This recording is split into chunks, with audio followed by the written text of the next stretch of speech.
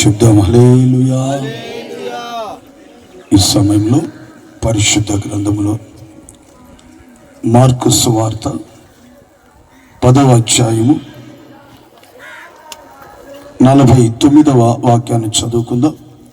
Mark సువార్త 10వ అధ్యాయము 49వ వాక్యాన్ని చదువుకుందాం.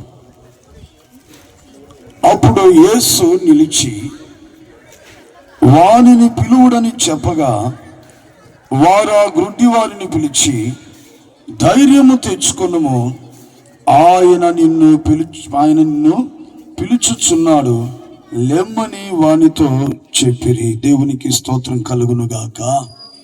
ఈ రాత్రి చదవబడిన ఈ వాక్య లేఖన భాగములో నుంచి కూడి వచ్చిన మన అందరితో ప్రభు మాట్లాడలాగిన ఒకసారి అందరూ 2 చేతులు పైకెత్తి ప్రభుకు స్తోత్రములు చెప్దాం. స్తోత్రం స్తోత్రం స్తోత్రం స్తోత్రం స్తోత్రం స్తోత్రం.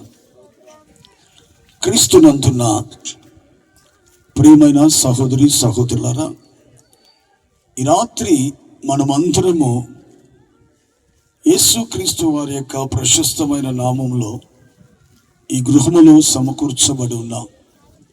కారణము, గడిచినటువంటి దినములలో ఈ కుటుంబస్తుల పట్ల ప్రభు చేసినటువంటి గొప్ప మేలులను బట్టి, చేసినటువంటి ఉపకారములను బట్టి కృతజ్ఞత కలిగి ప్రభుని స్తుతించడానికి, గణపరచడానికి ఈ ప్రత్యేకమైనటువంటి కూడిక ఏర్పాటు చేయబడింది.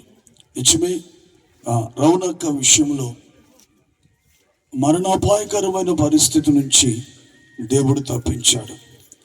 క్షేమాన్ని ఇచ్చాడు, ఆరోగ్యాన్ని ఇచ్చాడు, స్వస్థతనిచ్చాడు.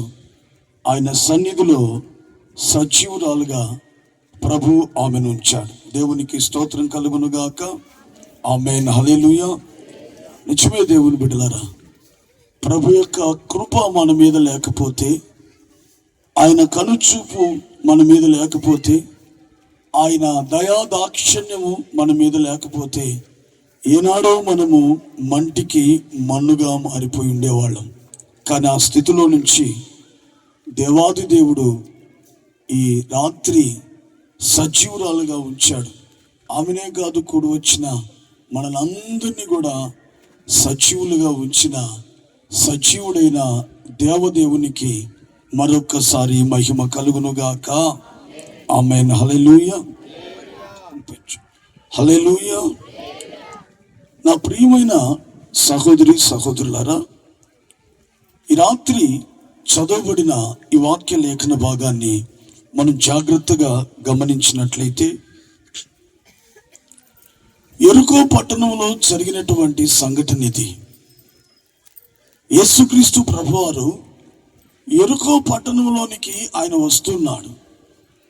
ఆ ఎంట్రన్స్ లో ఒక గుడ్డివాడు కూర్చొని ఉన్నాడు. వానికి చూపు లేదు.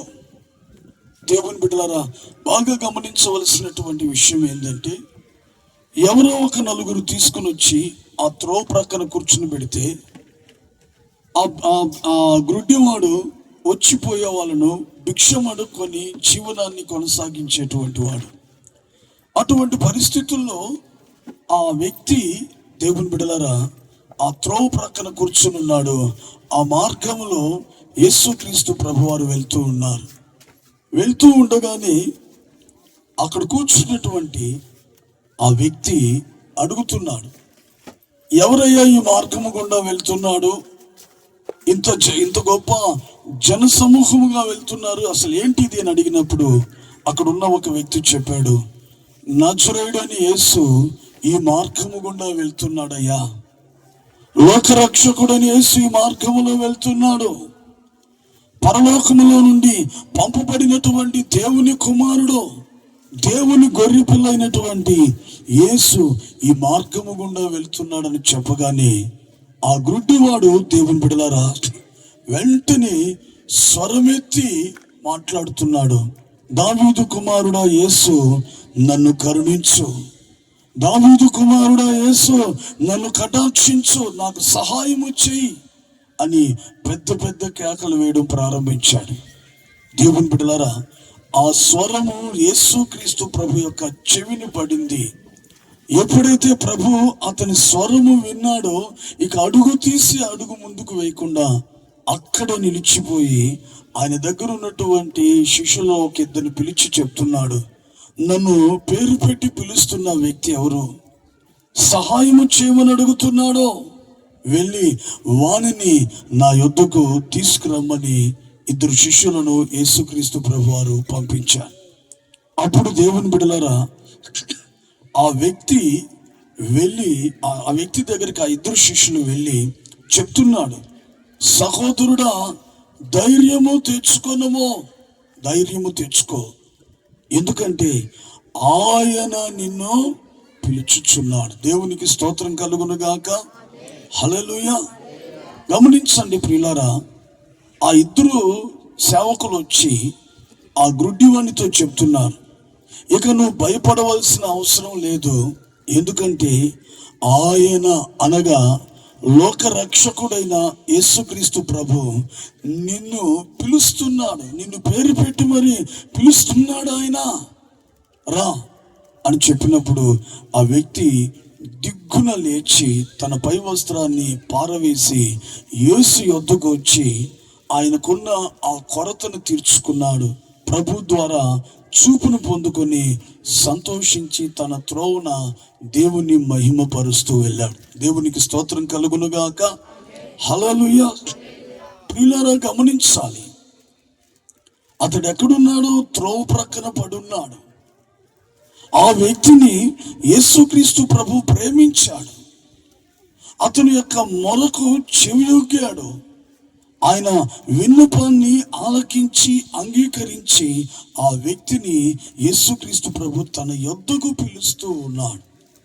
గమనించండి, ఈ మాటను మనం కొంచెం బాగా ఆలోచన చేస్తే, రాత్రి దేవుని బిడ్డలారా, యేసుక్రీస్తు ప్రభువారు ఈ భూమి మీద ఉన్న దేవుని యొక్క స్వరూపములో సృజించబడిన ప్రతి ఒక్క మనుష్యుని ఆయన పిలుస్తూ ఉన్నాడు. సిలువలో ఆయన 2 కరములు చాపి, దేవుని బిడ్డలారా, ఆయన యొద్దకు రమ్మని ఒక్కొక్కరిని ఆయన పిలుస్తూ ఉన్నాడు. ఆయన కేవలము క్రైస్తవులను పిలుస్తున్నటువంటి వ్యక్తి కాదు, విశ్వాసులను పిలుస్తున్న వ్యక్తి కాదు, కేవలము ఆయనను వెంబడించేటువంటి వాళ్ళను పిలిచేటువంటి వ్యక్తి కాదు, కానీ దేవుని యొక్క స్వరూపములో సృజించబడి పాపములో శాపములో పట్టబడి నెమ్మది లేకుండా సమాధానము లేకుండా, దేవుని బిడ్డలారా, ఈ లోకములో కన్నీళ్ల మధ్యలో కృంగిపోతూ, ఎవరి ద్వారా ఆదరణ పొందకుండా, ఎవరి ద్వారా సహాయాన్ని పొందకుండా, అందరి చేత వెలివేయబడి తృణీకరించబడి దీన స్థితిలో ఉన్నటువంటి ఒక్కొక్కరిని రాత్రి యేసుక్రీస్తు ప్రభువారు పిలుస్తూ ఉన్నాడు. ఆయన ఆమేన్, హల్లెలూయా. ఆయన పిలుస్తున్నాడు. దేవుని బిడ్డలారా, ఆయన పిలుస్తూ ఉన్నాడు. చాలా మంది అనుకుంటారు, యేసు ప్రభు క్రైస్తవులను కాదు. ఈ భూమి మీద ప్రతి ఒక్క మనుష్యుడు ఆయన పోలికలో రూపించబడ్డాడు. ప్రతి ఒక్క వ్యక్తిని జీవము కలిగిన దేవాది దేవుడే తన పోలికలో సృష్టించినటువంటి వాడు. అయితే మనుష్యుడు ఏమైపోతున్నాడంటే పాపములో పడి నశించిపోతున్నాడు. మనుష్యుడు శాపగ్రస్తమైనటువంటి బ్రతుకులోనికి దిగజారిపోయి కృంగిపోతున్నాడు. సమస్యల వలయములో చిక్కుకొని కన్నీళ్ల మధ్యలో కృంగిపోతున్నాడు, కృషించిపోతూ ఉన్నాడు. అయితే రాత్రి దేవుని బిడ్డ, నువ్వు ఏ స్థితిలో ఉన్నా సరే ఆయన నిన్ను ప్రేమిస్తూ ఉన్నాడు. ఈ రాత్రి ఆయన నిన్ను పేరు పెట్టి మరి పిలుచుకుంటున్నాడు. ఈ రాత్రి ఆయన, దేవునికి స్తోత్రం కలుగును గాక. హల్లెలూయా. ఆ వ్యక్తిని పిలిచాడు. ఆ వ్యక్తి పేరు భర్తిమయి. ఆ వ్యక్తిని యేసు ప్రభు పిలిచాడు. ఎందుకంటే అతనికున్న గుడ్డితనాన్ని తొలగించి చూపును అనుగ్రహించి అతని పట్ల గొప్ప కార్యము చేయడానికి యేసుక్రీస్తు ప్రభు ఆ దినము ఆ వ్యక్తిని పిలిచాడు.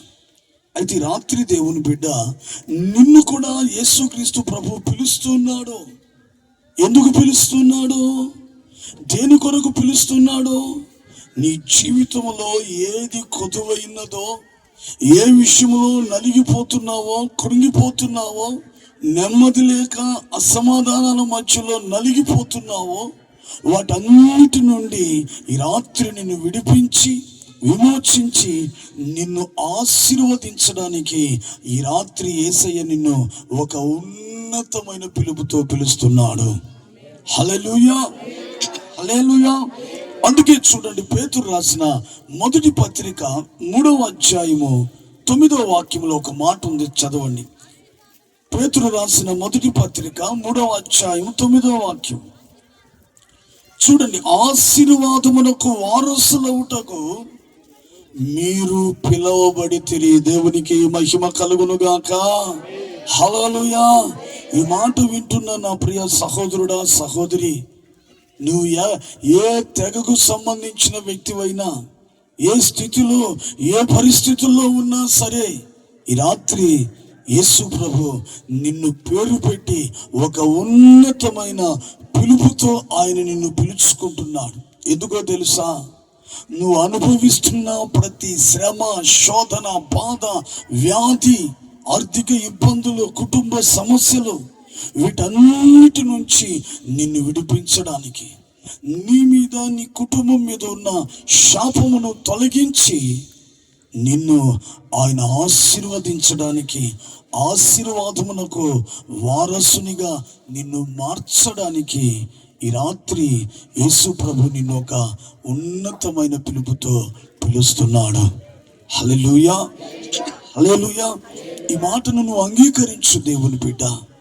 ఈ మాట యందు ఈ రాత్రి నువ్వు విశ్వసించు. ఎందుకంటే నీ హృదయ అంతరంగాన్ని ఎరిగిన దేవుడు ఆయన. నీ స్థితిగతులను పరిశీలించి పరీక్షిస్తున్నటువంటి దేవుడు. నీ జీవితంలో ఏది కొదువో, ఏ కొదువులతో అల్లాడిపోతున్నావు, వాటన్నిటికీ కారణము నీ మీద, నీ కుటుంబం మీద ఉన్న శాపమే. ఆ శాపమును ఈ రాత్రి ప్రభు తొలగించి ఆయన ద్వారా కలిగే ప్రతి ఆశీర్వాదమునకు నీవు వారసునిగా, వారసురాలుగా ఉండడానికి ఈ రాత్రి యేసు ప్రభు నిన్ను ఒక ఉన్నతమైన పిలుపుతో ఆయన పిలుస్తున్నాడు. ఆమేన్, హల్లెలూయా. ఆ భర్తిమయి ఒక్క క్షణము ఆలస్యం చేయలేదు. ఆయన శిష్యులోంచి పిలవగానే అక్కడ రాయబడి ఉంది, పైబట్ట విసిరివేసి దిగ్గున లేచి ప్రభు యొద్దకు వచ్చేసాడు. అతని స్థితిగతి మారిపోయింది. అతనిలో ఉన్న అంధత్వం తొలగిపోయి చక్కటి చూపును కలిగి ప్రభువును మహిమపరుస్తూ ఆ దినము నుంచి అతని జీవితమే ఒక మాటలో చెప్పాలంటే ఆశీర్వాదకరంగా మార్చబడిపోయింది. ఎందుకంటే యేసయ్య పిలిచాడు, అతడు ఆలస్యం చేయకుండా దిగ్గున లేచి ప్రభు దగ్గరికి వెళ్ళిపోయాడు. ఈ రాత్రి దేవుని బిడ్డ, యేసు ప్రభు నిన్ను కూడా పిలుస్తున్నాడు. తన వలన కలిగే ప్రతి ఆశీర్వాదమును నువ్వు అనుభవించాలని, ఆశీర్వాదమునకు వారసునిగా నీవు మార్చబడడానికి ఆయన నిన్ను ఒక ఉన్నతమైన పిలుపుతో పిలుస్తున్నాడు. ఈ పిలుపును నువ్వు పెడచెవిన పెట్టద్దు. ఈ పిలుపు వినగానే ఏ స్థితిలో ఉన్నా ఆ పరిస్థితులన్నిటిని విడిచి దిగ్గున లేచి ఈ క్షణమే ప్రభు పాదాల యొద్దకు వస్తే నీ స్థితిగతులన్నీ మార్చి ఆయన సంపూర్ణమైన ఆశీర్వాదాలతో ఆయన నిన్ను నింపబోతున్నాడు. హల్లెలూయా, హల్లెలూయా.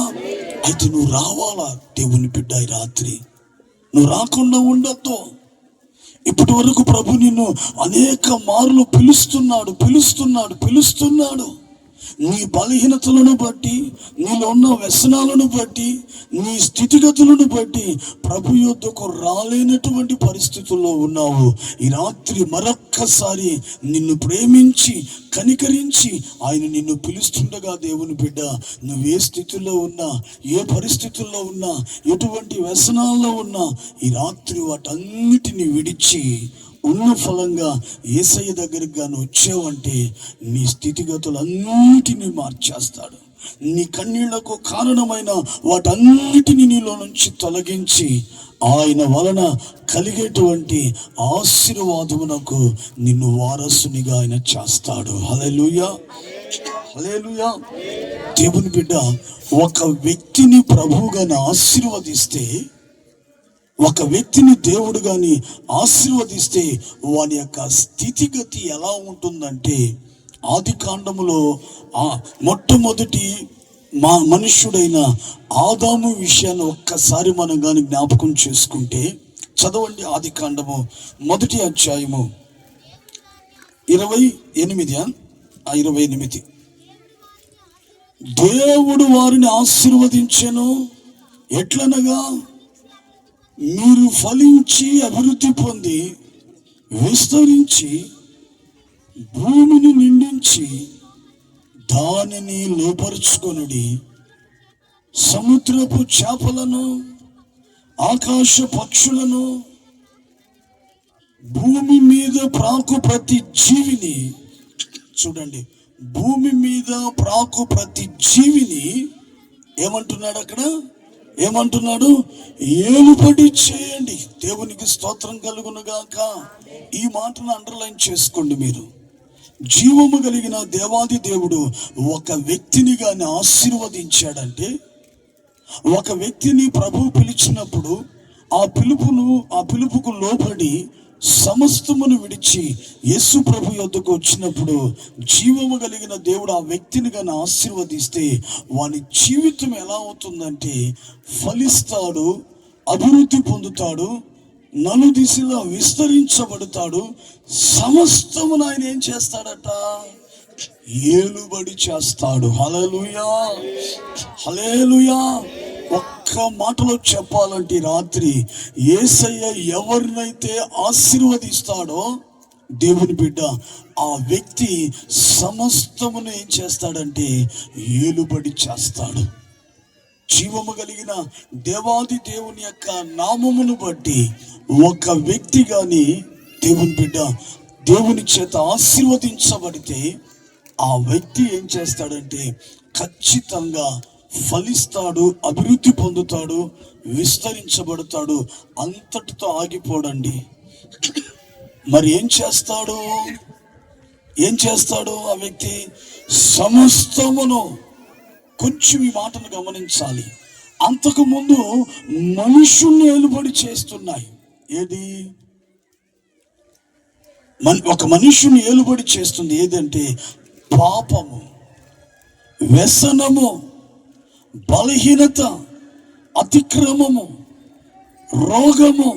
ఇవన్నీ ఏం చేస్తున్నాయంటే దేవుని బిడ్డలారా మనుషుని ఏలుబడి చేస్తున్నాయి. దేవునికి స్తోత్రం కలుగునుగాక. హల్లెలూయా. 7 అడుగుల వ్యక్తి 7 అంగుళాల సిగరెట్కి ఏమైపోయాడంటే బానిసగా మారిపోయాడు. ఆ సిగరెట్ ఆ వ్యక్తిని ఏలుబడి చేస్తుంది.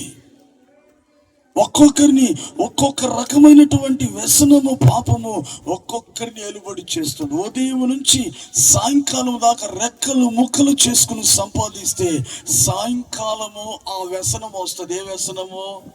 త్రాగుడనే వ్యసనం. పద, ఎక్కడికి? షాపుకు పద. అది చెప్పినట్లుగా వినాలి. వెళ్తున్నాడు, సంపాదించిన డబ్బంతా ఖర్చు పెట్టి ఆ తప్ప త్రాగి తిరిగి ఇంటికి వచ్చేస్తున్నాడు. ఎందుకనంటే ఆ వ్యసనము ఆ వ్యక్తిని ఏలుబడి చేస్తుంది. ఆ రాత్రి తను కట్టుకున్న భార్య బిడ్డలు ఏడుస్తారు. ఎందుకయ్యా నీ జీవితాన్ని నాశనం చేసుకుంటున్న కుటుంబాన్ని ఎందుకు నడి రోడ్లకి ఏడుస్తున్నావని రోధించినప్పుడు ఆ రాత్రి అనుకుంటాడు, ఇక రేపటి నుంచి ఈ త్రాగుడని వ్యసనం నాకు ఉండకూడదని విడిచిపెడతాడు. ఉదయం అవుతాడు, పనికి వెళ్తాడు, మరలా సాయంకాలం అయ్యే లోపల మరలా వ్యసనం వచ్చి ఏం చేస్తుంది? ఇల్లున ఈడ్చుకెళ్ళిపోతుంది. అంటే పాపము మనుషుని ఏలుబడి చేస్తుంది, రోగము మనుషుని ఏలుబడి చేస్తుంది.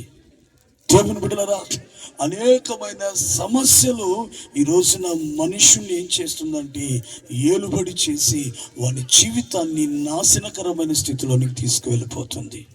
అయితే ఈ రాత్రి దేవుని బిడ్డ యేసుక్రీస్తు ప్రభు ఒక వ్యక్తిని గాని ఆశీర్వదించాడంటే అప్పటి వరకు వానిని ఏదైతే ఏలుతున్నాయో, ఏవైతే ఆ వ్యక్తిని ఈడ్చి పాడు చేస్తున్నాయో, వాటన్నిటి మీద జయాన్ని పొందడమే కాదు, వాటన్నిటి మీద మనుషుడు ఏం చేస్తాడంటే ఏలుబడి చేస్తాడు. హల్లెలూయా, హల్లెలూయా. అంతకు ముందు పాపం ఈడుస్తుంది. యేసు రక్తములో కడగబడి దేవుని ఆశీర్వాదం ఎప్పుడైతే నీ తల మీదకి దిగి వస్తుందో దేవుని బిడ్డ, అప్పుడు వాటి మీద నువ్వు జయాన్ని పొంది వాటినే నువ్వేం చేస్తావో ఏలుబడి చేయడం అంటే ఏంటి? వాటన్నిటిని నీ పాదముల క్రింద అనగదొరుకుతావు. ఎన్నడవి నీ మీద పెత్తనము చలాయించకుండా, నీ మీద అధికారాన్ని చలాయించనివ్వకుండా వాటన్నిటిని అణిచివేసి వాటిని నువ్వేం చేస్తావంటే ఏలుబడి చేస్తావు. హల్లెలూయా, హల్లెలూయా. అందుకే ఈ రాత్రి ప్రభు నిన్ను పిలుస్తున్నాడు. ఎందుకంటే తన వలన కలిగే ఆశీర్వాదం నువ్వు పొందాలని. ఆశీర్వాదం నీ మీదకి వస్తే నువ్వేమవుతావంటే ఫలిస్తావు, అభివృద్ధి పొందుతావు, నలుదిశలా విస్తరించబడతావు. అన్నిటికన్నా ప్రాముఖ్యంగా అంతవరకు దేనికి లోబడిపోయి బానిసగా ఏడవబడ్డావో ఆ వ్యసనాలన్నిటి మీద నువ్వు జయాన్ని పొంది వాటి మీద నువ్వు విజయ పతాకం ఎగరేసి వాటిని నువ్వు ఏలుబడి చేస్తావు. హల్లెలూయా, హల్లెలూయా, హల్లెలూయా. అయితే దేవుని బిడ్డలారా, పిలువబడిన నీవు ఆశీర్వాదమునకు వారసునిగా ఉండడానికి పిలువబడిన నీవు ఆయన యొద్దకు వచ్చి ఏం చేస్తే ఆయన వలన కలిగే ఆశీర్వాదానికి రాత్రి నువ్వు వారసునిగా మార్చబడతావు. జాగ్రత్తగా వినాలి, మీరు మనసు పెట్టుకోవాలి. ఒక ప్రక్కన గోడ దెబ్బ, మరొక ప్రక్కన చెప్పు దెబ్బలు తగులుతున్నాయి.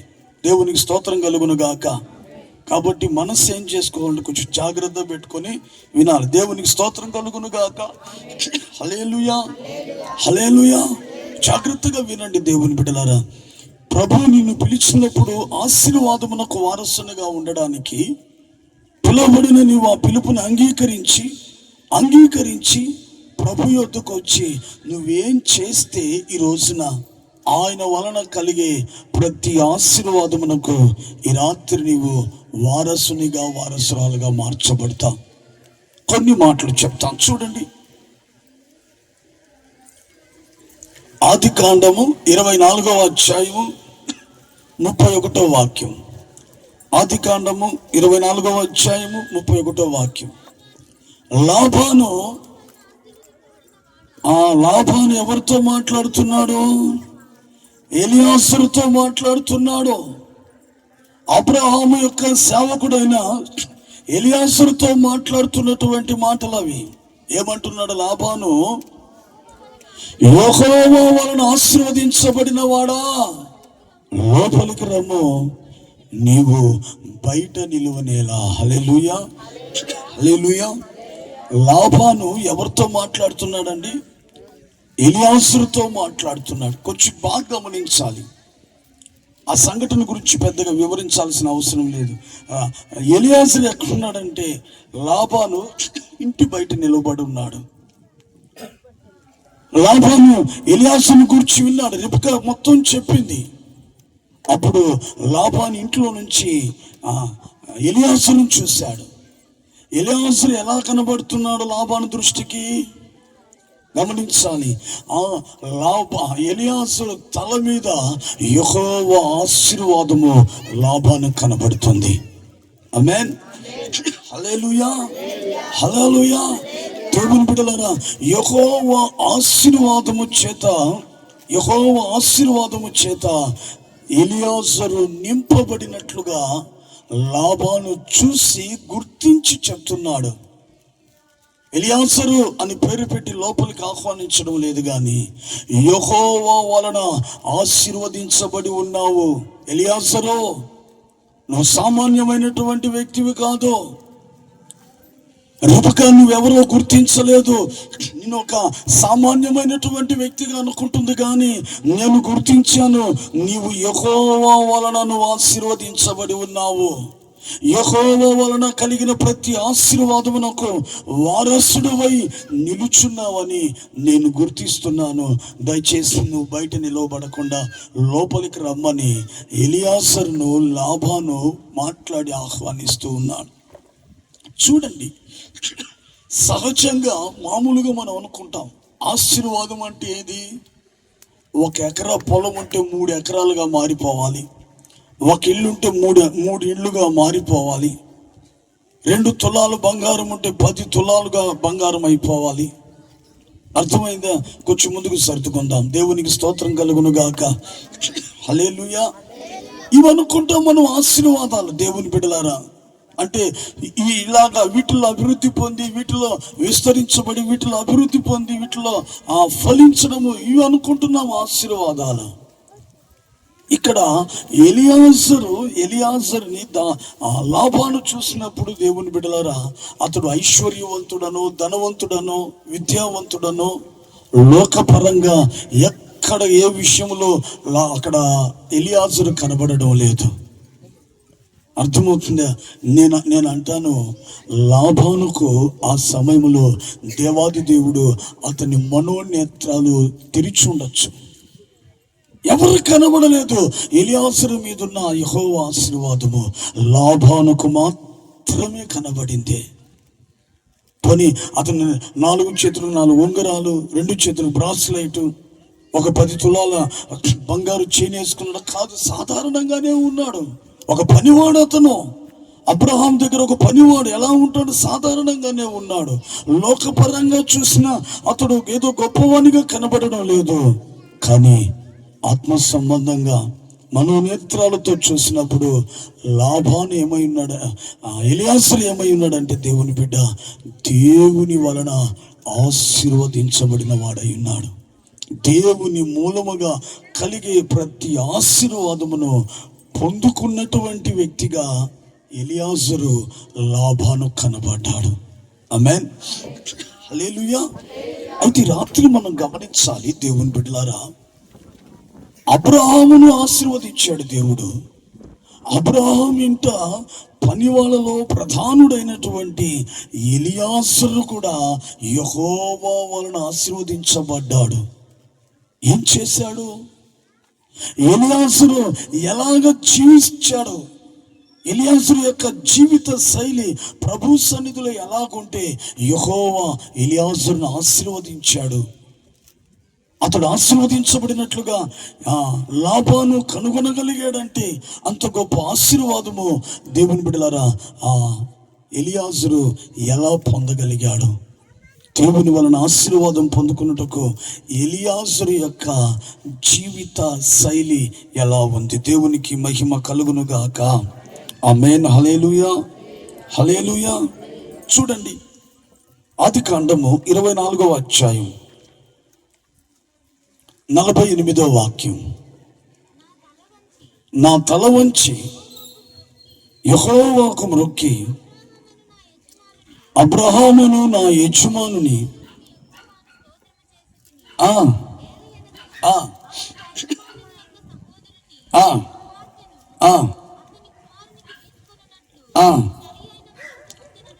అదుగో ఆ మాట అండర్లైన్ చేసుకోండి.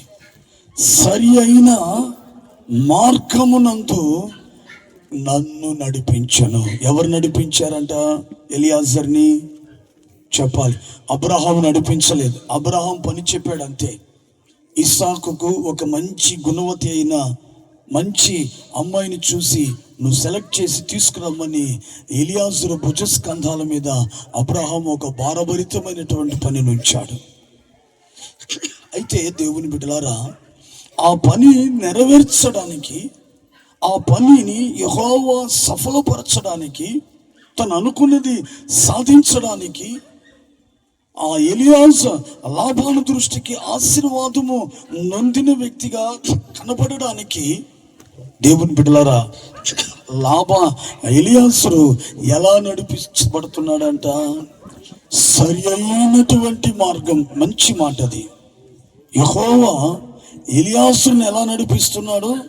ఏదో ఒక మార్గము గుండా కాదు, ఎటువంటి మార్గం అంట? సరైనటువంటి మార్గము. అనగా ఎలియాజరు ఆశీర్వాదమునకు వారసునిగా ఉండడానికి, ఆ స్థితిలోనికి ఎలియాజరు వెళ్ళడానికి ఎలియాజరును సరైనటువంటి మార్గములో జీవము కలిగిన దేవాది దేవుడు నడిపిస్తూ ఉన్నాడు. ఈ రాత్రి దేవుని బిడ్డ, నీవు దేవుని వలన ఆశీర్వదించబడాలంటే నీకు ఇష్టమైనటువంటి మార్గంలో నువ్వు నడిపించకూడదు. అర్థమైందా? ఆచారబద్ధంగా నువ్వు నడిపించబడకూడదు. వాళ్ళు వీళ్ళు రూపించిన మార్గాల్లో నువ్వు నడిపించబడకూడదు. మరి ఎలా నడిపించబడాలి?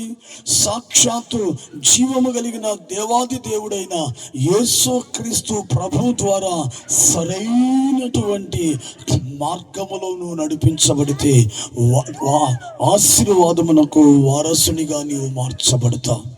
నీ మీదున్న శాపము, పాపము సమస్తము తొలగిపోయి ఈ రాత్రి ఆశీర్వాదము నొందిన వ్యక్తిగా నీవు మార్చబడతావు. ఎప్పుడంటే యేసయ్య ద్వారా సరైన మార్గములో నడిపించబడాలి. దేవునికి స్తోత్రం కలుగును గాక. హల్లెలూయా, హల్లెలూయా. గమనించాలి, ఎలియాజరు దేవుని చేత సరైన మార్గం. ఏంటి ఆ మార్గము? ఎలియాజరును దేవుడు నడిపించిన ఆ సరైనటువంటి మార్గం ఏంటి? ఏ విధంగా ఎలియాజరు దేవుని చేత నడిపించబడ్డాడు? దేవునికి మహిమ కలుగునుగాక. ఆమేన్, హల్లెలూయా. చూడండి, ఆదికాండము 24వ అధ్యాయము 2వ వాక్యం. అప్పుడు అబ్రహాము తనకు కలిగి ఉన్న సమస్తమును ఏలుచుండిన తన ఇంటి పెద్ద దాసునితో, చూడండి, దేవునికి స్తోత్రం కలుగును గాక. హల్లెలూయా. అధికారులను, రాజ్యాలను, ప్రభుత్వాలను ఏర్పరిచేది ఎవరు? ఇది చెప్పలేరా మీరు? రాజ్యాలను, అధికారులను, ప్రభుత్వాలను నియమించేది ఎవరు? జీవము కలిగిన దేవాది దేవుడే. ఇప్పుడు అబ్రహామును ఆశీర్వదించిన దేవుడు అబ్రహాం ఇంటిలో ఉన్నటువంటి సమస్తమును ఏర్పరిచింది, సమకూర్చింది ఎవరు? జీవము కలిగిన దేవుడైన యెహోవాయే. ఆ నేపథ్యములో ఎలియాజరును కూడా దేవుడే ఏర్పరిచాడు అబ్రహాం ఇంట. అయితే ఎలియాజరు అబ్రహాం ఇంట ఎలా ఉన్నాడు? ఎలాగా దేవుని వల్ల ఆ అబ్రహాం ఇంట సమకూర్చబడ్డాడు? ఎవరంట ఎలియాజరు? తన అబ్రహాం ఇంట ఉన్న దాసులందరిలో కల్లా ప్రియులారా, ఎలియాజరు ఎవరంటే పెద్ద దాసుడు, పెద్ద పనివాడు. మరి ఎంతమంది ఉన్నారో పనివాళ్ళు మనకు తెలీదు, కానీ వాళ్ళందరిలో కల్లా పెద్దవాడు, ప్రధానుడు. ఒక మాటలో చెప్పాలంటే అబ్రహాముకు చాలా సన్నిహితంగా ఉన్నటువంటి వాడు ఎలియాజరు. ఆయన గురించి రాయబడింది, దాసుడుగా ఉన్నాడు, పెద్ద దాసుడుగా ఉన్నాడు. దాసుడు అంటే పర్యాయ పదాలు ఏం చెప్పుకోవచ్చు? దాసుడు అంటే ఏమని చెప్పుకోవచ్చు? దాసుడు అంటే పనివాడు, సేవకుడు, చాకిరీ చేసేవాడు. ఇంకా చెప్పుకుంటూ వెళ్తే చాలా. అంటే ఆ దేవుని బిడ్డలారా బాగా గమనించాలి, అది ఏం పెద్ద ఉన్నతమైనటువంటి స్థాయి కాదు. అది దాసుడుగా ఉన్నాడు, అంతే. పనివాడుగా ఉన్నాడు దేవుని బిడ్డలారా, చాకిరీ చేసేవాడు. ఎలియాజరు అబ్రహాం ఇంట గొడ్డు చాకిరీ చేసేవాడు. పని వాళ్ళందరూ చేసే పని ఒకటైతే ఇతను చేసేటువంటి పని చాలా కష్టమైనది, చాలా బలమైనటువంటి పనులు. ఆ పనుల్లో తన యజమానుడైన అబ్రహాము దగ్గర నమ్మకస్తునిగా ఉన్నాడు ఆయన. అందుకే తన కుమారుడు వివాహ విషయమును ఎలియాజరుకు అప్పగించాలని అబ్రహాము తలంచాడు. ఈరోజు నా దేవుని బిడ్డ, నీవు నేను ప్రభు ద్వారా సరైన మార్గంలో నడిపించబడాలంటే మొట్టమొదటిగా మనం నడిపించబడే ఆ మార్గంలో మనం ఎలా ఉండాలంటే, మొట్టమొదటిగా మనము కూడా ఎలా ఉండాలి? దాసులముగా మారిపోవాలా. దేవునికి స్తోత్రం కలుగును గాక. హల్లెలూయా.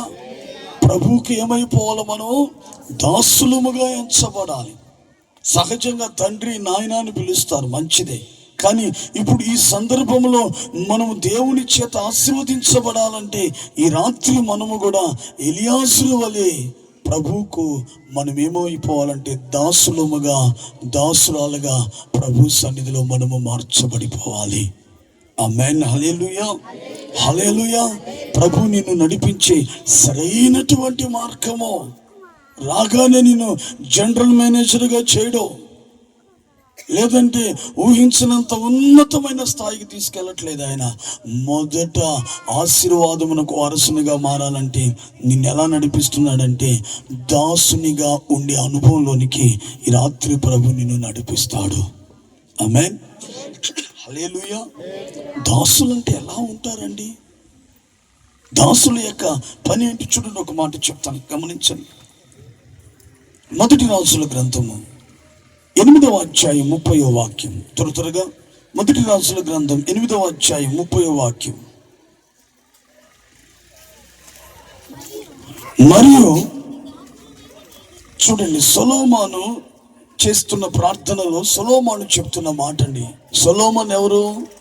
దావీదు యొక్క కుమారుడు, యెరూషలేమునకు దేవుని చేత అభిషేకించబడినటువంటి రాజు. ఆయన ప్రార్థన చేస్తూ అంటున్నాడు, మరియు అదిగో నీ దాసుడునైన నేనును నీ జనులైన ఇశ్రాయేలులను నీ స్థలము తట్టు తిరిగి, ఈ స్థలము తట్టు తిరిగి ప్రార్థన చేయనప్పుడల్లా నీ నివాస స్థానమైన ఆకాశమందు విని మా విన్నపమును అంగీకరించును. వినినప్పుడెల్లా మమ్మలను క్షమించుము. హల్లెలూయా, హల్లెలూయా. ఇప్పుడు చెప్పండి దేవుని బిడ్డలారా, దాసులు అనేటువంటి వ్యక్తులు ఎలా ఉంటారట? ఇక్కడ సొలొమోను రాజు, యెరూషలేములో సింహాసనం మీద కూర్చుండి పరిపాలిస్తున్నటువంటి వ్యక్తి. కానీ ప్రభు సన్నిధికి వచ్చినప్పుడు ఏమని ప్రార్థన చేస్తున్నాడు? నీ దాసుడునైన నేనును నీ ప్రజలైన ఇశ్రాయేలీయులు. అర్థమైందా? నీ మందిరమైన నీ ఆలయం తట్టు మేము తిరిగి ప్రార్థించగా నీవు మా ప్రార్థనలు ఆలకించి మా విన్నపములు అంగీకరించి మమ్మల్ని ఏం చేయాలి? క్షమించుము అని అడుగుతున్నాడు.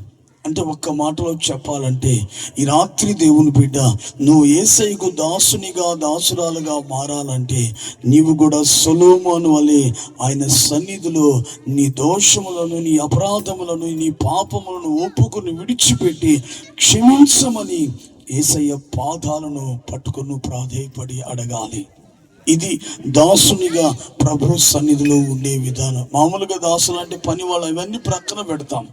వాక్యానుసారంగా ఒక దాసుడు ఎలా ఉంటాడు అంటే ప్రభు సన్నిధిలో దేవుని బిడ్డలారా, ఈ సొలొమోను రాజు వలె ఆయన అంటున్నాడు, అయ్యా నీ దాసుడునైనా నేనును నీ ప్రజలైన ఇశ్రాయేలీయులు ఎన్నో పాపములు చేశాము, ఎన్నో అతిక్రమపు క్రియలు జరిగించాము. ఇప్పుడైతే మా మందిరము తట్టు తిరిగి మేము ప్రాధేయపడుతున్నాము, మా పాపములు ఒప్పుకుంటున్నాము. దయచేసి నీ దాసుడునైనా నన్ను, నా పాపములు క్షమించయ్యా అని సొలొమోను దేవునికి మొరపెడుతున్నాడు.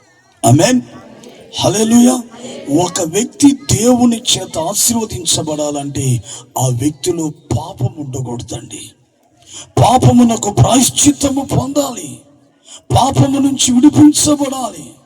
పాపము నీలో ఉండకుండా యేసు రక్తములో కడగబడి పరిశుద్ధపరచబడాలి. నీ పాపములన్నీ యేసయ్య ద్వారా క్షమించబడాలి. అప్పుడే నీవు ఆశీర్వాదమునకు వారసునిగా మార్చబడతా. ఈ కడవరి దినాల్లో చాలా మంది అడుగుతున్నారు యేసు ప్రభుని, ప్రభా నన్ను, నా కుటుంబాన్ని ఆశీర్వదించు, నా భర్తను ఆశీర్వదించు, నా పిల్లలను ఆశీర్వదించు, నా భార్యను ఆశీర్వదించు, మేము చేస్తున్నటువంటి ఉద్యోగాలను, మాకు జీవనోపాధిగా ఉన్న ప్రతి వాటిని ఆశీర్వదించని ప్రార్థిస్తున్నారు. కానీ ఎందుకు దేవుని వలన ఆశీర్వదించబడలేకపోతున్నారంటే కారణము పాపము ఉన్నది. పాపం ఉన్నందువలన ఆశీర్వదించలేకపోతున్నాడు. రాత్రి 10 గంటలకు దేవుని పాదాలు పట్టుకున్నాడండి యాకోబు. అబ్బోకు రేవు దగ్గర ఆశీర్వదించమని పెనుగులాడుతున్నాడు. తొడగూడు విరిగిపోయింది, బాధ కలుగుతుంది. అయినా యాకోబు వదలడం లేదు. నన్ను ఆశీర్వదించు, ఆశీర్వదించు. రాత్రంతా పెనుగులాడాడు, దేవుడు ఆశీర్వదించలా. ఎందుకంటే యాకోబులో, దేవుని బిడ్డలారా, ఆ యాకోబు అనే పేరులో ఉన్న స్వభావం, మోసకరమైన జీవితం, ఆ ఘోరమైన పాపము యాకోబులో ఉంది కాబట్టి ఆ పాపం ఉన్నంత వరకు దేవుడు ఆశీర్వదించలేదు. ఇక తెల్లవారుతుండగా ఇతడు విడిచిపెట్టేటట్టుగా లేడని అప్పుడు ఆయన అడుగుతాడు, నీ పేరేంటి అని అడిగాడు. యథార్థంగా ఒప్పుకున్నాడు, నా పేరు యాకోబు అండి. అంటే అర్థము మోసగాడు. ఎప్పుడైతే తన పాపమును ఒప్పుకున్నాడో ఆ తెల్లవారుతుండగా, దేవుని బిడ్డలారా, అప్పుడు అతని పాపములన్నిటిని క్షమించి ఆయనను ఆశీర్వదించగా అతడు ఇశ్రాయేలుగా మార్చబడ్డాడు. హల్లెలూయా, హల్లెలూయా. ఒక్క మాటలో చెప్పాలంటే ఈ రాత్రి దేవుని వలన కలిగే ప్రతి ఆశీర్వాదమునకు నీవు వారసునిగా, వారసురాలుగా మారాలంటే నీలో పాపము, దోషము, అపరాధము ఎంత మాత్రం ఉండకూడదు. అందుకే నిన్ను దాసుడుగా ఎందుకు మార్గములో నడిపిస్తున్నాడంటే, దాసుడుగా ఉన్నవాళ్ళు ఆయన పాదాల దగ్గరకు వచ్చి ఏమి ఒప్పుకుంటున్నారు? సొలొమోను వలె పాపమును ఒప్పుకోవాలి. నువ్వు దాసుడు అయితే, దాసురాలు అయితే ఈ రాత్రి యేసయ్య పాదాలు పట్టుకొని, ప్రభా నేను పాపం చేశానయ్యా, నా పాపమును క్షమించు నాయనా, నా పాపమును మన్నించి నీ రక్తముతో కడిగి పరిశుద్ధపరచు ప్రభా అని ప్రభువుకు మొరపెడితే నీ పాపములన్నిటిని ఆయన క్షమిస్తాడు. దేవుని బిడ్డ నిన్ను ఆశీర్వాదమునకు వారసునిగా మారుస్తాడు. అందుకే ఎలియాజరును ప్రభు సరైన మార్గములో నడిపిస్తున్నాడు. ఏంటంటే ఆ మార్గములో నడిపించిన మొట్టమొదటిగా ఎక్కడికి నడిపించాడా? ఎలియాజరుని దాసునిగా ఉండే అనుభవంలోనికి నడిపించాడు. దేవునికి మహిమ కలుగును గాక. ఆమేన్. హల్లెలూయా, హల్లెలూయా. రెండవదిగా చూడండి.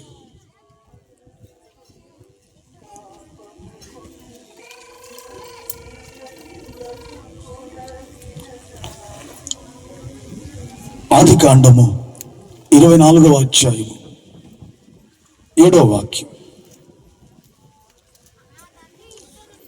నా తండ్రి ఇంటి నుండి, నేను పుట్టిన దేశము నుండి నన్ను తెచ్చి నాతో మాట్లాడి నీ సంతానమునకును ఈ దేశమును ఇచ్చేదనని ప్రమాణము చేసి నాతో చెప్పినటువంటి పరలోకపు దేవుడగు యెహోవా, చూడండి, తన దూతను నీకు ముందుగా పంపును. అక్కడ నుండి నీవు నా కుమారునికి, ఆమేన్, హల్లెలూయా. రెండవదిగా దేవుని బిడ్డలారా బాగా గమనించాలి. ఎలియాజరును దేవుడు నడిపించిన సరైన మార్గం, ఒకటి దాసునిగా ఉండే స్థితిలోనికి నడిపించాడు. రెండవదిగా ఎలియాజరు జీవితంలో ఎన్నడూ కలగనటువంటి ఒక నవనూతనమైనటువంటి మార్గము, నూతనమైన అనుభవం ఏంటంటే అది అబ్రహాము చెప్తున్నాడు. దేవుని బిడ్డలారా, ఏమని చెప్తున్నాడు? ఎలియాజరు, నేను నీకు పని అప్పగిస్తున్నాను. నా కుమారునికి ఒక మంచి ఆ పెళ్లి కుమార్తెను సిద్ధపరిచి తీసుకురా. అయితే ఈ పని నిమిత్తం నువ్వు వెళ్తున్నావు కదా, మరి ఆ కార్యము సఫలమవ్వాలా? అలా అవ్వాలి అంటే నీకు ముందుగా యెహోవా తన దూతను పంపుతాడు. అంటే ఒక మాటలో చెప్పాలంటే, దూత నీ ముందు నడుస్తుంటే నీవు ఆ దూత వెళ్ళే మార్గములో నేను వెళ్ళాలి. హల్లెలూయా, హల్లెలూయా. నీకు నచ్చిన మార్గంలో వెళ్ళొద్దు ఎలియాజర్. ఒకవేళ నువ్వు ఆత్మీయ స్థితిలో ఉండొచ్చు, ఆత్మీయతలో ఒక ఉన్నతమైన స్థానాన్ని కలిగి ఉండొచ్చు, అయినప్పటికీ నీకు నచ్చిన మార్గంలో నువ్వు వెళ్ళకూడదు. నీకు ముందుగా నేను ఒక దూతను పంపుతున్నాను. ఆ దూత నీకు ముందుగా నడుస్తున్నప్పుడు ఆ దూత వెళ్ళేటువంటి మార్గంలో నువ్వేం చేయాలంటే నడవాలి. అలా వెళ్తే నీ కార్యము సఫలమవుతుందన్నాడు. దేవునికి స్తోత్రం కలుగునుగాక. ఆమేన్, హల్లెలూయా. ఒక మాటలో చెప్పాలంటే దేవుని బిడ్డలారా, ఎలియాజరు తన సొంతంగా నడవట్లేదండి. తనకు నచ్చిన మార్గంలో నడవట్లేదు. దేవుని దూత దిగిరాగా ఆ దూత వెళ్తున్నటువంటి ఆ త్రోవలోనే, ఆ మార్గంలోనే వెళ్తూ ఉంది. ఈ మాట చదివినప్పుడు నాకు ఒక ఆలోచన వచ్చింది. ఎందుకు దేవుడు తన దూతను ఎలియాజరుకు ముందుగా నడిపిస్తూ ఆ దూతను వెంబడి నడవమని అబ్రహాం ఎందుకు ఆ ఎలియాజర్ని ప్రేరేపిస్తూ ఉన్నాడు? కారణం ఏంటి? దేవునికి మహిమ కలుగును గాక. ఆమేన్, హల్లెలూయా, హల్లెలూయా. చూడండి ఎందుకని. దేవుని దూత ముందుగా నడిస్తే నిర్గమకాండము 32వ అధ్యాయము 2వ వాక్యం. అందుకు అహరోను 33:2 నిర్గమకాండం 30, నేను నీకు ముందుగా దూతను పంపి కనానీయులను, అమోరీయులను, హిత్తీయులను, పెరిజ్జీయులను, హివ్వీయులను, యెబూసీయులను అక్కడి నుంచి వెళ్ళగొట్టెదను. దేవునికి స్తోత్రం కలుగును గాక. ఇంకొకసారి చదువమ్మా. మోషే, నేను ముందుగా దూతను పంపుతాను. నీకు ముందుగా దూతను పరలోకము నుంచి పంపుతాను. ఆ దూత వచ్చి ఏం చేస్తాదంటే, మీకు ఇస్తానని చెప్పినటువంటి కనాను దేశంలో కొన్ని జాతుల ప్రజలు ఉన్నారు. ఈ దూత వెళ్ళి వారందరినీ వెళ్ళగొట్టి ఆ దేశాన్ని ఖాళీ చేస్తారు. అప్పుడు మీరేం చేయాలంటే ఆ యొక్క వాగ్దాన దేశంలోనికి మీరు వెళ్ళగలుగుతారని జీవము కలిగిన దేవాది దేవుడు చెప్తున్నాడు. అంటే ఒక మాటలో చెప్పాలంటే, దూత మనకు ముందుగా ఎందుకు నడవాలి? నడిస్తే మనకు కలిగే ప్రయోజనం ఏంటి? ఎందుకంటే దేవుని బిడ్డలారా, దేవుడు మనకు చేసిన ప్రతి వాగ్దానమును స్వతంత్రించుకోవాలంటే మన విరోధైన సాతానుడు ప్రాకారాలు కడతాడు, అడ్డులను ఏర్పాటు చేస్తాడు, అగాధాలను సృష్టిస్తాడు, పర్వతములను తీసుకుని వచ్చి నిలవబెడతాడు. ఎందుకంటే ప్రభు నీకు చేసిన వాగ్దానమును ఎంత మాత్రము నువ్వు స్వతంత్రించుకోకూడదో. నీ జీవితం అంతా కన్యలలోనే, ఆ బాధలో, వేదనలో, శాపగ్రస్తమైన జీవితంలోనే ఉండాలి. కానీ ఆశీర్వాదకరమైన స్థితిలో ఉండినట్లుగా దేవుడు చేసిన వాగ్దానాన్ని స్వతంత్రించుకోవడం వాడికి ఇష్టం లేదు. అందుకే ఎన్నో ఆటంకాలు, ఎన్నో అవరోధాలను తీసుకుని వచ్చి నీ ఎదుట నిలవబెడతాడు. అయితే దేవుని బిడ్డలారా, వాటిని చూసి అనేక మార్లు భయపడిపోయిన పరిస్థితులు మనకు వస్తాయి. కొన్నిటిని ఛేదించగలుగుతాం, కొన్నిటిని మనం దాటగలుగుతాం, కొన్నిటిని ఆ బలమైన వాటిని చూసి భయపడిపోయి వెనుతిరిగిపోయి ఆగిపోయిన పరిస్థితుల్లో ఉంటాం. అయితే జీవము కలిగిన దేవుడు తన దూతను మనం ముందుగా నడిపిస్తే ఆ ప్రాకారాలన్నీ ఏం చేస్తుంది? ఆ దూత పడగొట్టేస్తుంది, కూల్చేస్తుంది. చదును చేయబడినటువంటి నేలగా ఆ పర్వతాలను నేల మట్టుకు చదును చేసి నీ మార్గముని ఏం చేస్తుందంటే ఆ దూత సరళము చేస్తుంది. నీ మార్గమునంతా శుద్ధి చేస్తుంది. నిన్ను అడ్డుకునేదానికి సాతానుడికి సంబంధించినటువంటి క్రియలు కానీ, వాడి కార్యాలు కానీ, వాడి వల్ల కలిగే నష్టాలు, కష్టాలు ఏవి కూడా నీ ఎదుట నిలవనివ్వకుండా ఆ దూత ఏం చేస్తుందంటే వాటన్నిటినీ పడగొట్టి కూల్చివేసి నువ్వు నడవవలసిన మార్గమును నీకు సరళము చేసి చక్కగా నిన్ను నడిపిస్తుంది వాగ్దానమును అనుభవించే శ్రేష్టమైనటువంటి అనుభవంలోనికి. అందుకే ఈ రాత్రి దేవుని బిడ్డ నీకు ముందుగా దేవుని యొక్క దూత నడవాలి. దేవునికి స్తోత్రం కలుగును గాక. హల్లెలూయా. దూత నీ ముందు నడిచిందంటే నీకు క్షేమము.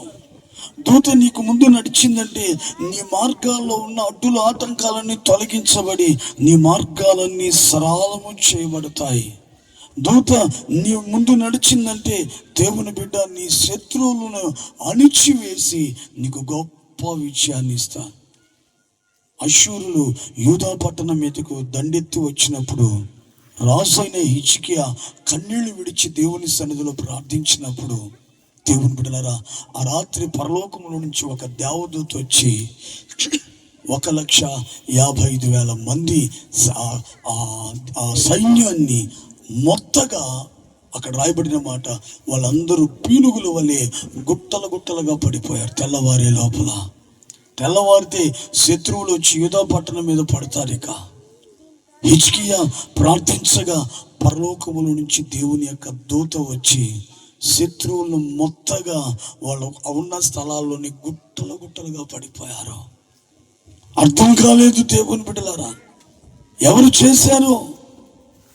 యూదా ప్రజల పక్షాన దేవుని దూత యుద్ధం చేసింది.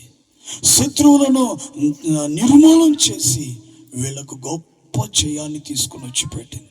కారణము దేవుని యొక్క దూత దేవుని బిడ్డలారా యూదా ప్రజలకు ముందుగా శత్రువుల మధ్యలోనికి దిగి వెళ్ళింది. అందుకే ఈ రోజున నా ప్రియమైనటువంటి దేవుని బిడ్డ, నీకు నచ్చినట్లుగా కాకుండా నీ ఎదుట నువ్వు నడవవలసిన సరైన మార్గములను నడిపించడానికి జీవము కలిగిన దేవుడు తన దూతను నీకు ముందుగా ఉంచి నిన్నేం చేస్తున్నాడంటే నడిపించడానికి ఇష్టపడుతున్నాడు. నేను అడ్డుకోవాలన్న ప్రతి ఆటంకాలు ఆ దూత నిర్మూలన చేస్తూ నీ మార్గాన్ని సరళం చేస్తూ నువ్వు చేరుకోవలసినటువంటి గమ్యానికి చక్కగా నిన్ను నడిపిస్తుంది. దేవునికి స్తోత్రం కలుగును గాక. అందుకే దేవుని బిడ్డ, ఈ రోజున నువ్వేం చేయాలంటే నీ ఎదుట నీ సొంతంగా నువ్వు వెళ్లకుండా దేవుని దూత నీకు ముందు నడుస్తూ ఆ దూత చూపించే మార్గములో నువ్వు వెళ్ళాలి. చూడండి, ఆ ఊరు అవతల చలిమంట వేసుకుంటున్నారు. ఎవరాళ్ళు? ఎవరమ్మా చలిమంట వేసుకునేది? మేమా? ఎవరు? అవి ఇప్పుడు గుర్తుకు రాదు. డిసెంబర్ నెల వస్తే గుర్తుకు వస్తారు. ఎందుకంటే పండుగ కాబట్టి. గొల్లలు ఏం చేస్తున్నారు? ఊరవతల చలిమంట వేసుకుంటారు. వాళ్ళ దగ్గరకు వెళ్ళి యేసు ప్రభు లోకరక్షకుడు పుట్టి ఉన్నాడని ఒక గొప్ప శుభవార్త వాళ్ళకి తెలియపరిచి ప్రభు ఎక్కడున్నారో అడ్రస్తో సహా చెప్పి వారు నడిపించింది ఎవరంటే గాబ్రియేలు దూత. దేవునికి స్తోత్రం కలుగును గాక. హల్లెలూయా, హల్లెలూయా.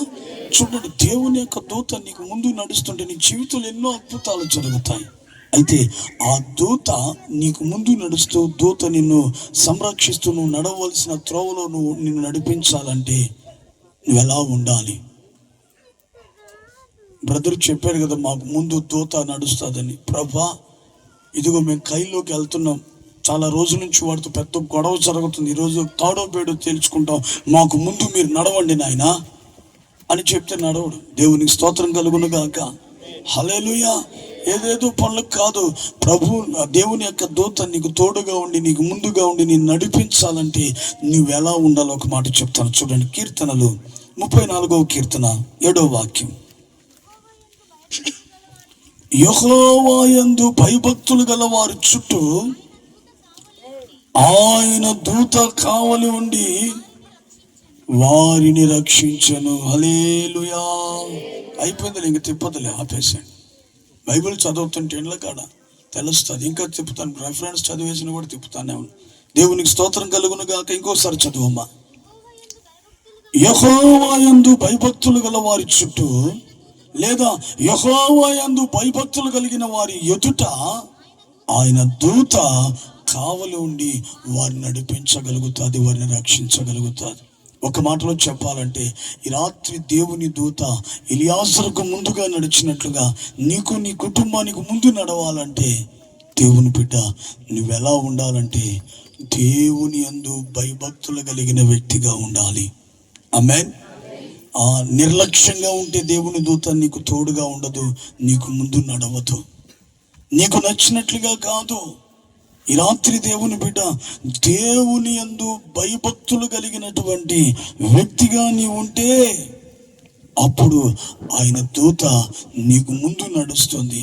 ఆ దూత నీకు కాపుదలుగా ఉంటుంది, నిన్ను సంరక్షిస్తుంది, నీకు అడ్డుగా ఉన్న ప్రతి ఆటంకాలను తొలగిస్తూ నీ మార్గాలు సరళము చేస్తూ నువ్వు చేరుకోవలసిన గమ్యానికి నిన్ను చక్కగా నడిపించగలుగుతుంది.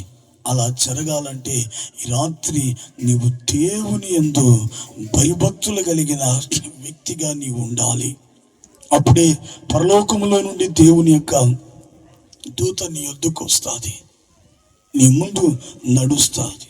అయితే దేవుని యందు భయభక్తులు కలిగి నువ్వు జీవించాలి. రాత్రి దేవుని బిడ్డలారా, దేవుని యందు భయభక్తులు కలిగిన జీవితం అంటే ఎలా ఉంటుంది? ఎలా ఉంటుంది? యోబు గ్రంథం 1వ అధ్యాయం 1వ వాక్యం చదవండి. యోబు అనే ఒక మనుష్యుడు ఉండెను, అతడు యథార్థవర్తులను న్యాయవంతుడునై. చూడండి, దేవుని యందు భయభక్తులు కలిగి అదండి అలా ఉంటాడు. దేవుని యందు భయభక్తులు కలిగిన జీవితం అంటే ఎట్లా ఉంటుందంటమ్మా? వారి మాటల్లో కానీ, వారి తలంపుల్లో కానీ, వారి క్రియలలో కానీ, వారి ప్రవర్తనలో కానీ, వారి నడవడికలో కానీ, వారి వస్త్రధారణలో కూడా చెడుతనం అనేది ఎక్కడ కూడా లేకుండా, ఒక మాటలో చెప్పాలంటే దేవుని బిడ్డలారా, పరిశుద్ధత, పవిత్రత కలిగి ఉంటారు. వారు ఈ రాత్రి దేవుని యందు భయము, భక్తి కలిగినటువంటి ప్రజలు. యోబు భయభక్తులు కలిగిన వాడు, అతడు గొప్ప ఐశ్వర్యవంతుడు, అనుభవించడానికి కావలసినంత ఐశ్వర్యం ఉంది, అలా అనుభవించడానికి వయస్సు ఉంది. కానీ దేవుని బిడ్డలారా, యోబు యొక్క జీవిత శైలి ఎలా ఉందంటే ఎక్కడ కూడా తనలో చెడుతనం అనేది లేకుండా ఎప్పటికప్పుడు చెడుతనాన్ని విసర్జిస్తూ తను తాను పరిశుద్ధపరుచుకుంటూ పరిశుద్ధమైన జీవితాన్ని దేవుని సన్నిధిలో కొనసాగిస్తూ ఉన్నాడు. అది దేవుని యందు భయభక్తులు కలిగిన జీవితం.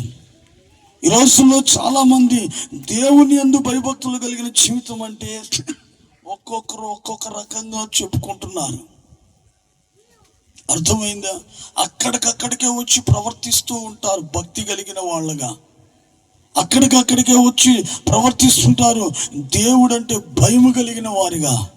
నిజానికి దేవుని బిడ్డ, ఒక వ్యక్తి భయభక్తులు కలిగిన వాడైతే ఆ వ్యక్తిని గుర్తించగలుగుతాము, వానిలో ఎక్కడ చెడుతనం ఉండదు. ఈ రాత్రి నువ్వు దేవుని యందు భయభక్తులు కలిగిన వ్యక్తిగా ఉంటేనే దేవుని దూత నీకు తోడుగా ఉండి నిన్ను నడిపిస్తుంది. హల్లెలూయా. అయితే భయభక్తులు కలిగిన జీవితం ఎప్పుడు వస్తుంది? నీలో చెడుతనం అనేది ఎక్కడ కూడా ఉండకూడదు. ఎక్కడ ఉండకూడదు నీలో చెడుతనము. చెడుతనం ఏం చేయాలి? నీవు విసర్జించాలి. ఎప్పుడైతే చెడుతనాన్ని విసర్జిస్తావో నువ్వు పరిశుద్ధునిగా మారుతావో ఆ పరిశుద్ధమైన జీవితమే నీకు దేవుని యందు భయభక్తులు కలిగిన జీవితంగా ఉంటుంది. అలా ఉంటే ఈ రాత్రి దేవుని బిడ్డ, దేవుని యొక్క దూత నీకు ముందుగా నడుస్తూ నీ మార్గములను సరళం చేస్తా. ఇది ఎలియాజరును దేవుడు నడిపించిన 2వ విధానం. దేవునికి మహిమ కలుగును గాక. ఆమేన్. హల్లెలూయా, హల్లెలూయా, హల్లెలూయా. చూడండి, మూడవదిగా చూడండి, ఆదికాండం 24వ అధ్యాయం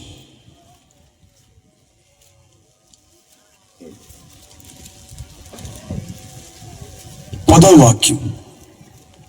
24:10. అతడు తన యజమానుని ఒంటెలలో 10 ఒంటెలను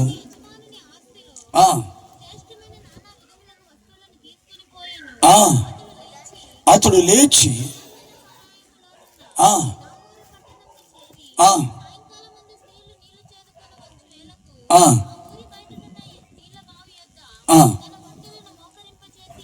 దేవునికి స్తోత్రం కలుగును గాక. మూడవదిగా దేవుని బిడ్డలారా, ఎలియాజరును దేవుడు సరైనటువంటి మార్గంలో నడిపిస్తున్నాడు. ఒకటి, దాసునిగా ఉన్న స్థితిలోనికి నడిపించాడు. రెండు, దేవుని యొక్క దూత అతని ముందు నడుస్తూ అతన్ని నడిపిస్తూ వచ్చాడు.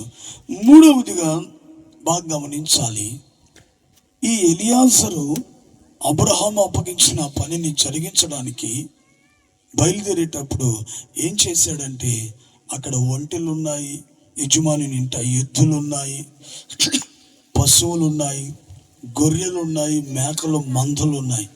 అయితే ఎలియాజరు దేనిని తీసుకున్నాడు? ఒక 10 ఒంటెలను తీసుకున్నాడు, కొన్ని శ్రేష్టమైన వస్తువులు తీసుకున్నాడు.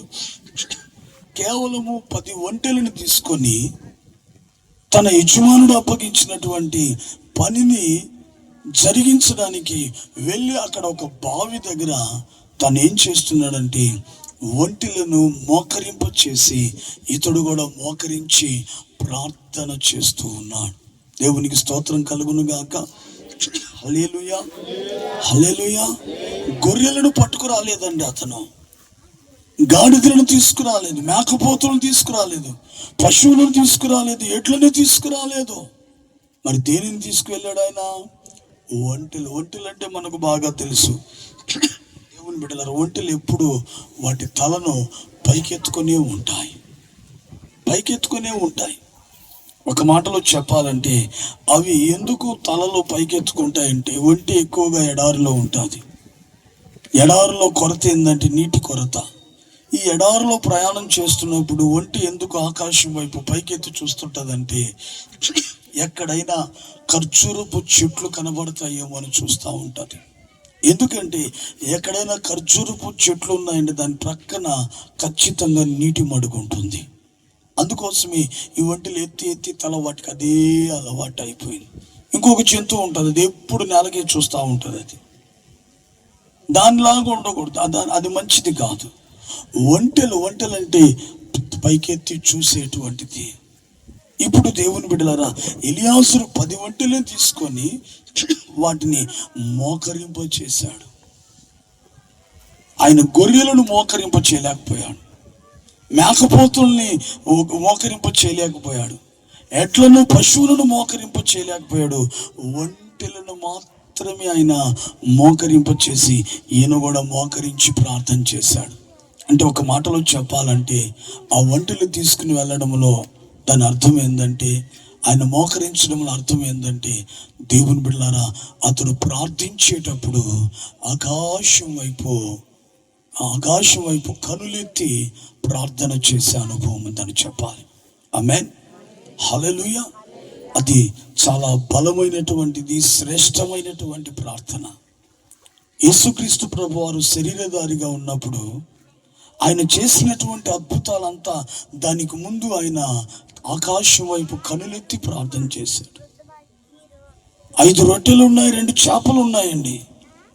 5,000 మంది పురుషులు ఉన్నారు, వారికి వడ్డించాలి, వాటిని అద్భుతం చేయాలి.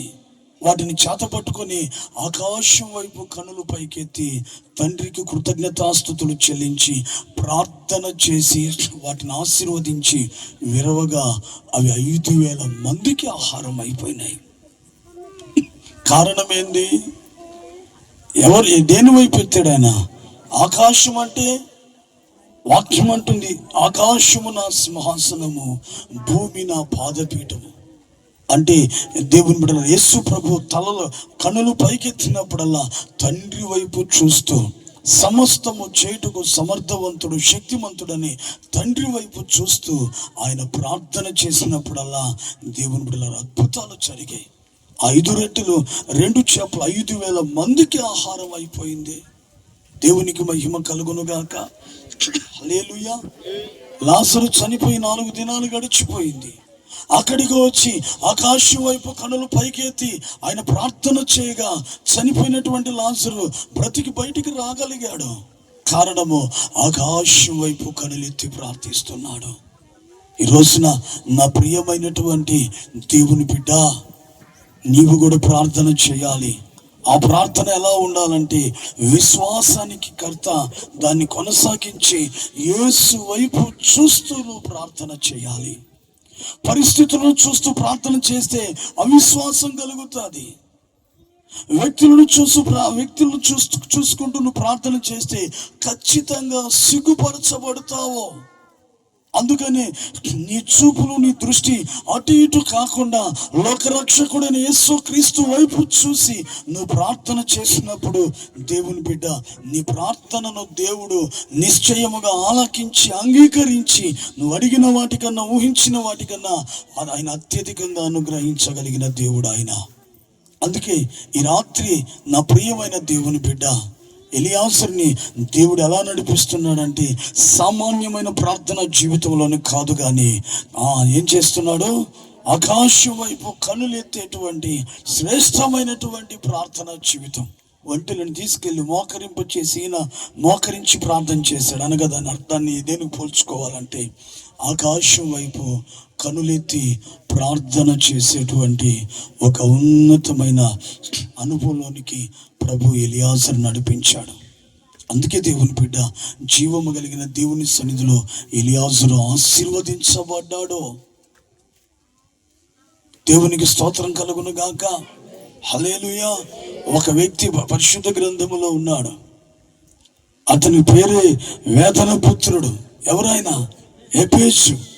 ఆయన ప్రార్థన చేయగా జీవము కలిగిన దేవాది దేవుడు ఆలకించి అతను ఆశీర్వదించినట్లుగా లేఖనాల్లో రాయబడింది. నేను అంటాను, అతడు ఆకాశం వైపు కనులెత్తి ప్రార్థన చేశాడు. 120 కీర్తనలు అంటాడు, ఆకాశం వైపు కొండల తట్టునైనా కన్నులెత్తుచున్నాను, నాకు సహాయం ఎక్కడి నుండి వస్తుంది? యెహోవా వలనే సహాయం. యెహోవా ఎక్కడ ఉన్నాడు? ఆకాశమందు. ఇప్పుడు యెహోవా వలన సహాయం కలగాలంటే నువ్వు ఆకాశం వైపు కనులెత్తి చూడాలి. ఆకాశం వైపు కనులెత్తి చూడాలంటే నీకు ధైర్యం ఉండాలా. శంకర్ అంటాడు, ప్రభా, నా కనులెత్తి చూడడానికి నాకు ధైర్యం చాలడం లేదు, పిరికితనం. ఎందుకంటే వానిలో పాపం ఉంది కాబట్టి ధైర్యం చాలలేదు. ఈరోజు నువ్వు ఆకాశం వైపు కనులెత్తి ప్రార్థించాలంటే నీలో ధైర్యం ఉండాలి. భయం ఉందంటే నీలో పాపం ఉన్నట్లే. ఆ పాపమును ఒప్పుకొని విడిచిపెట్టి ధైర్యము కలిగి దేవుని వైపు నువ్వు కనులెత్తి చూసి ప్రార్థన చేసినప్పుడు నిశ్చయముగా నువ్వు నీ ప్రార్థన దేవుడు ఆలకించగలుగుతాడు. ధైర్యం ఉండాలి. ఆయన వైపు కనులెత్తాలంటే ధైర్యం ఎప్పుడు వస్తుంది? శంకర్లో ధైర్యం లేదు, భయం ఉంది. ఎందుకంటే పాపం ఉంది. ధైర్యం ఎప్పుడు కలుగుతుంది? ఆ పాపం నీలో నుంచి తొలగించబడినప్పుడు నీకు ధైర్యం కలుగుతుంది. ప్రతి విషయంలో దేవుని బిడ్డ, నువ్వు దేవుని వైపు కనులెత్తగలుగుతావు. ఎవరి వైపు ఎత్తవలసిన అవసరం లేదు. జీవము కలిగిన దేవుడు నువ్వు అడిగిన వాటికన్నా, ఊహించిన వాటికన్నా గొప్ప సహాయాన్ని ఆయన నీకు అనుగ్రహించగలుగుతాడు. ఈ రోజుల్లో చాలా మంది ప్రార్థనలు, గొప్ప గొప్ప ప్రార్థనా పరులు ఉన్నారు. గంటల తరబడి ప్రార్థించడానికి కృప పొందినటువంటి యోధులు ఉన్నారు. కానీ వాళ్ళ ప్రార్థన ఆగిపోతుంది. కారణం ఏంటంటే ఆకాశమంతున్న దేవుని వైపు కనులెత్తి ఆయన సహాయాన్ని వేడుకుంటూ ఆయన యందు విశ్వాసం ఉంచి ప్రార్థన చేసేటువంటి వ్యక్తులు ఈ కడవరి దినాల్లో చాలా అరుదు.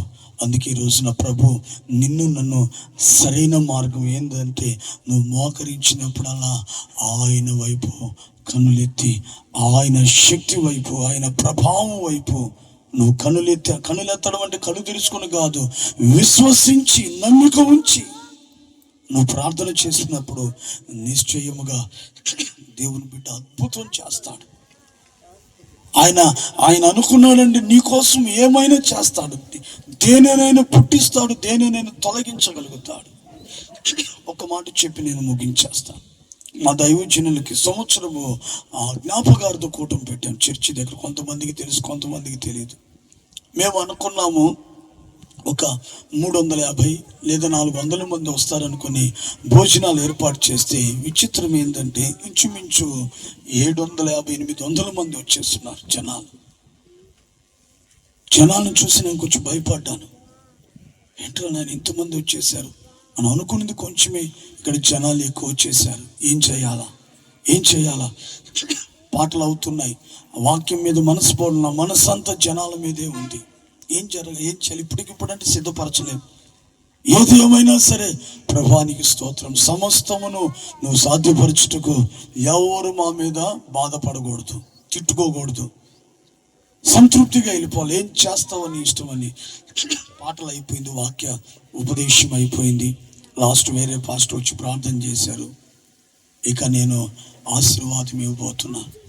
మన తండ్రి అయిన దేవుని నుండి ప్రేమ అన్న దడదడ అని సౌండ్ వచ్చింది.